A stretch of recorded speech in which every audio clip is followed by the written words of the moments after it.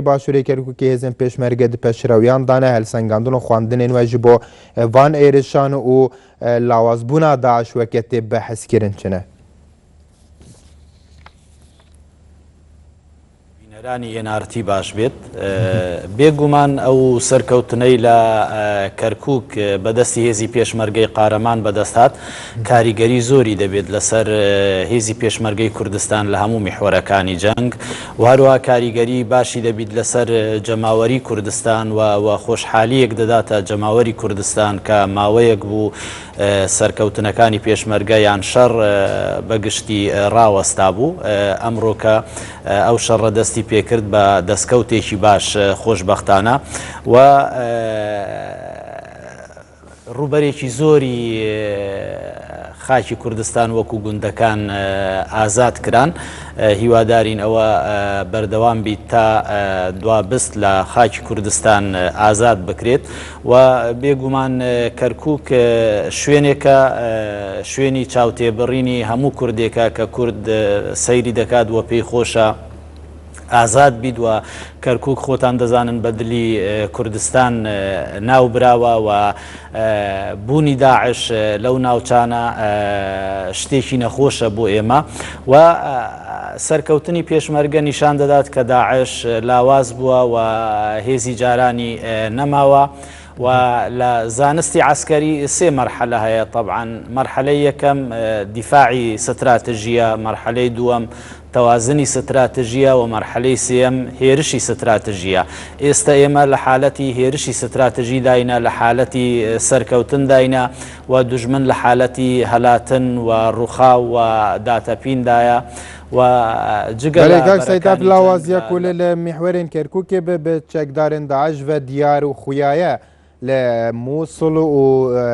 ئالێندن ژیان و بەرۆکێندن ژی لە شنگال و مووسڵ ژی هەمان لاوازی بە چەکدارên داعش و بەهێزبوونا داعش بە خویایە لە مووسڵ و شنگار تیرۆریستانی داعش زیاتر لاوازن ورەیان نەماوە لە بەرەکانی جەنگ ڕۆژانە هەڵدێن چەکی خۆیان فڕێدەدەن کوژرانی گەورە تیرۆریست ئەبوو مسلم تورکمانی کاریگەری زۆری هەبووە لەسەر ئەوەی تیرۆریستانی داعش ورەیان دابەزیت زیاتر لە 500 چەکداریوان لە دوای کوشتنی ئەو گەورە تیرۆریستە هەلاتونە بەرەو سووریاوە چەکی خۆیان فڕێداوە بەلەو ئاگەی چاوە گەشتنەوە کاک سایتراڤیانە 500 چەکدارên داعش di مووسڵدا بەرەف سووریایە واگەهی چەوە ینی 100% واگەهی درستن ئەو ئاگەهی درستن چونکە ئەبوو مسلم تورکمانی کاریگەری زۆری هەبوو لەسەر تیرۆریستانی داعش و یەکێک لەو کەسانە بوو کە هاتوچۆی بەرەکانی جەنگی دەکرد و جێگری یەکەمی ئەبوو بەکر بەغدادی بوو و هەروەها معنەویاتی دەدایە تیرۆریستانی داعش کوژرانی ئەو معنەویاتی لە تیرۆریستانی داعش گرت و لە کاتی کوشتنی تا ئێستا بەلێ 500 چەکداری داعش هەلاتونە بەرەو سووریا و ژمارەیەکیانی هەلاتونە لە ناو مووسڵ خۆیان حەشارداوە تیرۆریستانی داعش بە دوایان دەگەڕێن بیان گرن و بیان کوژن ئەوە هەموو نیشانەی ئەوەیە کە تیرۆریستانی داعش لاواز بوونە و بەرەو لاواستر دەچن و ورەی هێزی پێشمەرگەی کوردستان پۆلایینە و توانای هەیە هەر شوێنێک کە بۆی دیار بکرێت ئازادی بکات و هیوادارین بە زووترین کات هەموو خاکی کوردستان لە ژێر دەستی تیرۆریستانی سەبارەت بە کۆنتڕۆلکردنا مووسڵ ینی کۆنتڕۆلکردنا مووسڵ و مژارە بەشداریکردنا هێزن پێشمەرگە دووردا و دیسان درەنگکەتنا کۆنتڕۆلکردنا شنگال ji بۆ چی vedigerînê خۆی ئێمە جارێکی دیکەش باسمان کردووە گرتنی شنگار مەسەلەکە کاتە ئێمە دەتوانین بە 4 سەعات هەموو شنگار ئازاد بکەین بەڵام گرتنی شنگار هەندێک شتی پێدەوێت لە ناحیەی زانستی عسکەری تو دەبی دوو لیوای دیکە سێ لیوای تر ببەیە ناو شنگار وە کاتی شنگارت ئازاد کرد پێویستت بەوە هەیە بەعاجیش ئازاد بکەی پێویستت بەوە هەیە تەلعفەریش ئازاد بکەی چونکە زنجیرەیەکن بە یەکەوە گرێدراون دواتر تۆ ناتوانانی خەڵک بگەڕێنیەوە ناو شنگار ئازادکردنی شنگار بۆ ئەوەیە تۆ خەلکی شنگار بگەڕێنیەوە ناو شنگار بەڵام کە تۆ بڵێ پلانی ئازادی شنگار هەیە و کاری لەسەر دەکرێت و هیوادارین بە زووترین کاتیش شنگار ئازاد بکرێت مەسەلەی مووسڵ زیاتر ئەرکەکەی دەکەوێتە سەرملی حکوومەتی مرکزی عێراق کە حکوومەتی مرکزی عێراق ئێستا ئەو ئامادەی نییە بۆ ئازادکردنی مووسڵ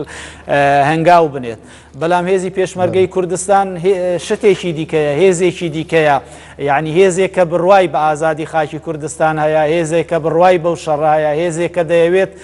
لە تیرۆریستانی داعش بدات، هێزێکە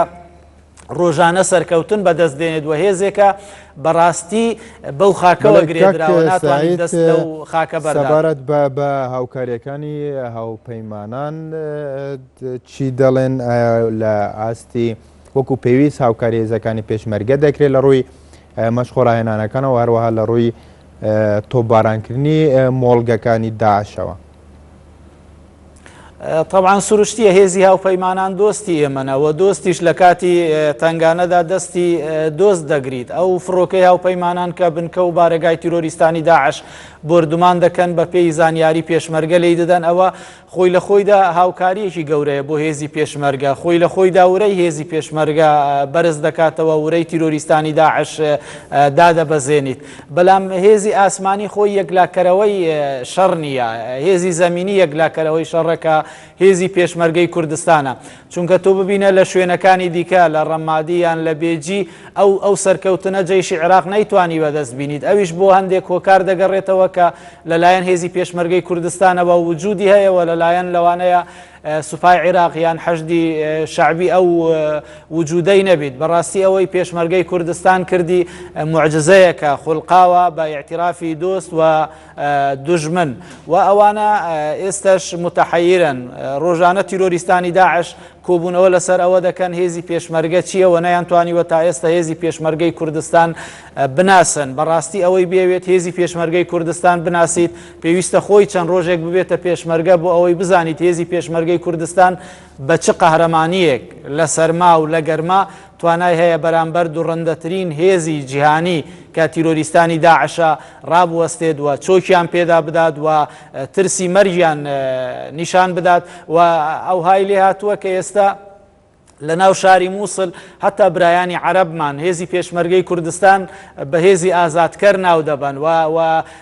داوا دەکەن هێزی پێشمەرگەی کوردستان بێت لە دەستی تیرۆریستانی داعش ڕزگاریان بکات. دوای لێ هاتووە منداڵێکی عەرەب، یعنی دروشم لەسەر دەرگا و دیوارەکانی مووسڵ دەنووسیت بە سوودی هێزی پێشمەرگەی کوردستان و هێزی پێشمەرگەی کوردستان بە قەهرەمان ناو دەبات و بەڕاستیش هێزی پێشمەرگەی کوردستان قەهرەمانەوە ئەوە لە مێژوو لاپەڕەی زێڕین تۆمار دەکرێت کە هێزی پێشمەرگەی کوردستان چ لە ڕابردوو چ لە ئێستا چ لە داهاتوو توانای هەیە سەری ملەتی کورد بەرز بکاتەوە و توانای هەیە هەموو ئەو خاکەی کە لە ژێر چەنگی تیرۆریستانی داعشە ڕزگاری بکات و ئالای کوردستان لەسەر هەموو ئەو شوێنانە بەرز بکاتەوە کە کوردستانی. بەڵێ سعید مەموزنی بەرپرسێ ڕاگەاندنان لە پارتی لە مووسڵ سوپاس.